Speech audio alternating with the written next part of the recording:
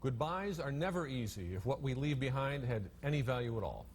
This is the last episode of At the Movies, the end of an amazing run that began 35 years ago on public television with a couple of Chicago film critics named Gene Siskel and Roger Ebert. And this is Roger Ebert, the film critic from the Chicago Sun-Times. And right over here is Gene Siskel, the film critic from the Chicago Tribune and Channel 2 News.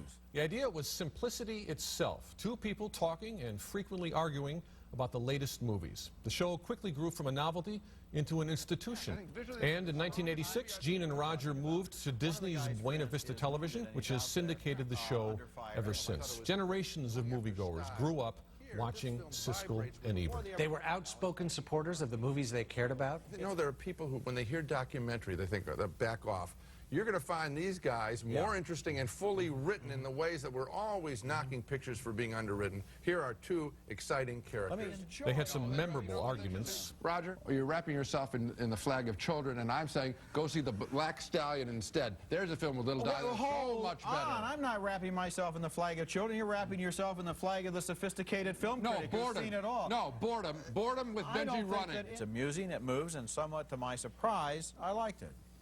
Wow, where's your big red suit and beard, Santa? You just gave them a gift. You didn't like this movie? No. They could always surprise each other. It's just one special effect after another, and it's boring because the story is not interesting, and the characters are not sharply drawn, and Travolta does not make a convincing villain. He's a sweet guy. He is. And that's why he's a star. It doesn't work. You know, as you say this, I don't think I've ever done this on this show in 20 years, but I'm going to twist my thumb. I'm going to go just like this because I talked you into it? Well, listen, I'm changing my opinion now. I'm amazed. I'm amazed. I know you're amazed. Do me one favor. Yeah. Look in the camera and say, I was wrong about Cop and a Half. It wasn't a very good movie. Burt Reynolds. No, I won't do that. What? No, I won't do that. Listen, I saw things in Cop and a Half that I admired. That no one else did. Okay, well. And they reminded us that film criticism isn't just about analysis and debate. Ultimately, it's personal. I can remember when I was in high school, that's a long time ago, when I was 14 years old, a girl wanted to break up with me. And you know what she told me? She said, she likes you.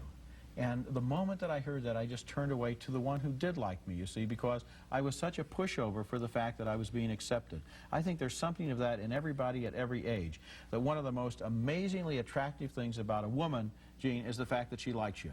Well, that makes her attractive. Well, shows what good sense she has. Yes, I can't argue with that.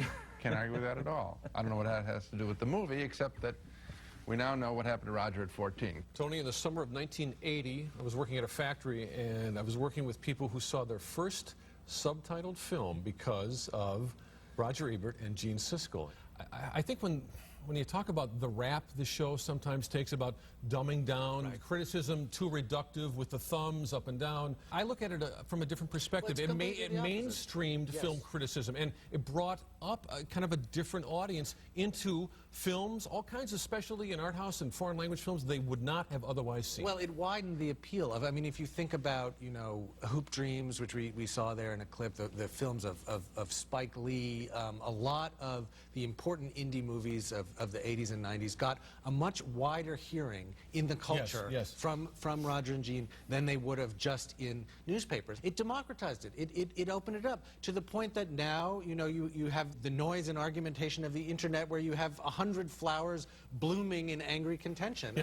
And I think that's, I mean, people, you know, worry about that sometimes. Does this mean that criticism is losing its authority or whatever? But no, it's about everybody getting together and having a focal point for an argument. And Roger and Gene were that. And it was a different time. The media landscape we could not recognize today. When you had two voices for a diverse kind of film and a wider array of choices than people knew they even had, that really meant something. What I remember is an episode, I don't remember from exactly when it was, they devoted a whole episode of the show, Roger and Gene, to the career of Tom Cruise. And they looked at Top Gun and Cocktail and Risky Business and Days of Thunder. And the thing that really struck me about it, watching it then, when I was much too much of a snob to care about Tom Cruise, is that they took him seriously as an actor and as a movie star and showed how you could take a popular medium seriously without being solemn and somber. If you have the right critics calling attention to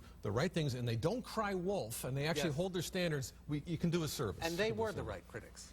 But in 1999, Gene Siskel passed away, and Roger kept the show going with a series of guest hosts, and then with Richard Roper, his colleague at the Chicago Sun-Times. Ebert and Roper mixed it up in the balcony for about 6 years. Jedi warrior. And you have the He's Force. a Jedi master. If you encompass the Force, you don't need no laser saber. You in do when order you're to- going up against another Jedi dude who's also got You just super kind of duper go mind like powers. this. No, well, You're Yoda. Nobody can stop you. Well,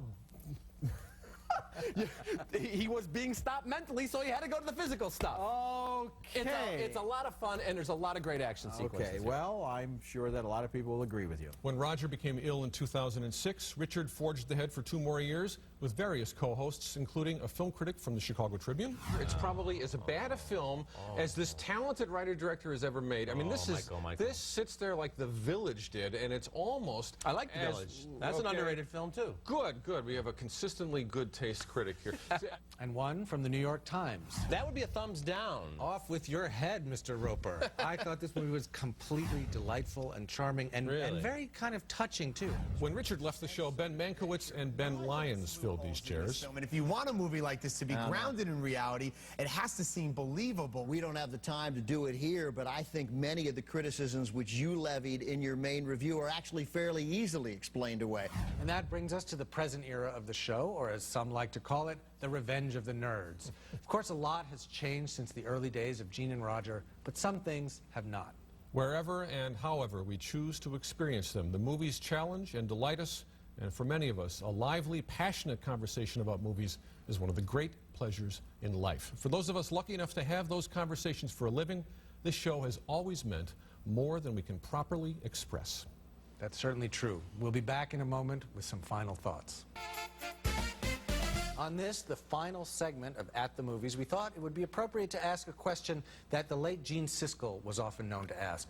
What do you know for sure? So, Michael, after a year of hosting the show and 35 years of watching it on and off, what do you know for sure? It's a solitary pursuit in many ways, film criticism, and to be able to turn what is a private act into kind of a more public debate and inquiry has been just stimulating for me, and I hope useful to people out there. There's enough goodwill on the way in and really kind of an amazing amount of goodwill on the way out now that makes me think, we did all right. I think so, and there was also a lot of really interesting pushing back. When we came down and panned The Blind Side later on, when we both panned Shutter Island. I never panned The Blind Side. I would never do that. Oh, you're rewriting history now. Yeah. But, and we got a lot of emails and letters, and people were angry and provoked by it, and I think that's great when you can get a rise out of people, when you can connect with stuff that people care about. And the whole tradition of this show is truly the opposite of the ivory tower, because